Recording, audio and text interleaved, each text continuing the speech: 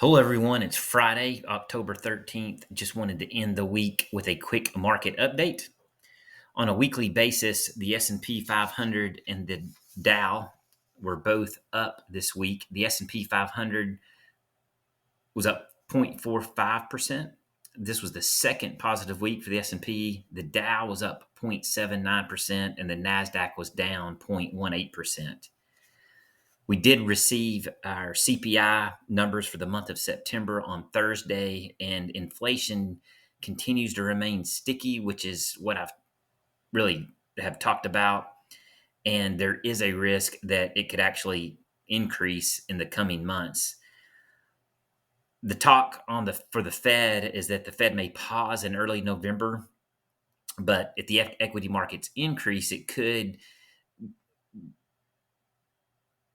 increase the risk that the Fed would raise rates by another 25 basis points. So that's just something we'll need to watch for the end of the year. Quickly go over the CPI numbers from Thursday. On a core basis, we're at 4.1% year over year now. August, it was 4.3%. So that's a little lower. The headline number was a little higher. It was plus 3.7% year over year. The street was expecting 3.6%. You wouldn't think that would matter, but it actually did matter on Thursday. The market opened higher and then rolled over pretty good. We actually had, from a technical perspective, what would be a bearish engulfing candle on the day, and that is seen as negative. And I'll talk about that here in a second as well. On a core basis, well, first let's look at what increased. What was the largest contributor for CPI in September, and it was shelter and then gasoline. On a core basis, the the indexes that increased included rent, owners equivalent rent, lodging away from home, motor vehicle insurance, recreation, personal care, and new vehicles. Used cars and trucks and apparels actually decreased over the month.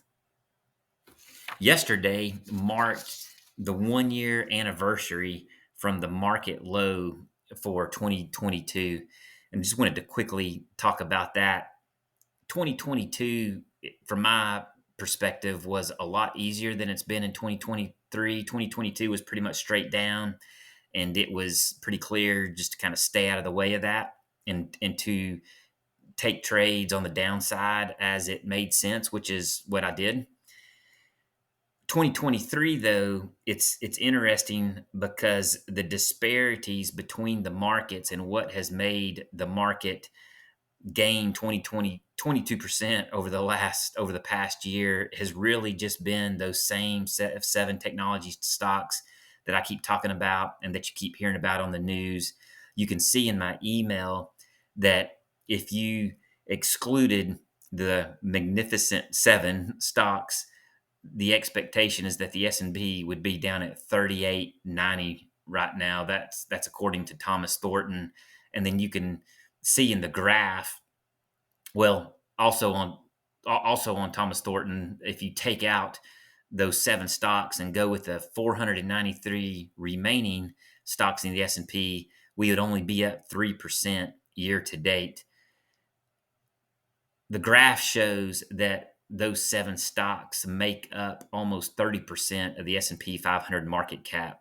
So I think it's just important to remember that, because if you're looking at the overall performance of the market, it really has been very narrow. And you can see in the graph behind me, just to kind of quickly finish up here, we're starting to see just another lower high. This is the daily chart again of the S&P 500. This is a little bit of a different view. You can see back in July we hit that high of 4607, and then in August we had a higher low. September we had a higher low, and then now in October we've had a higher low. And Thursday we really did turn down during the day, and even today we gave back gains. And so we'll need to watch next week to see if technology comes back in and goes up, or if we continue to see the market kind of roll over some here. So that'll be important to watch, and I will be doing that. If you do have any questions about your performance this year, please let me know. I've talked with a lot of you, but please reach out. I would love to talk about it. Thank you. I hope you have a great weekend.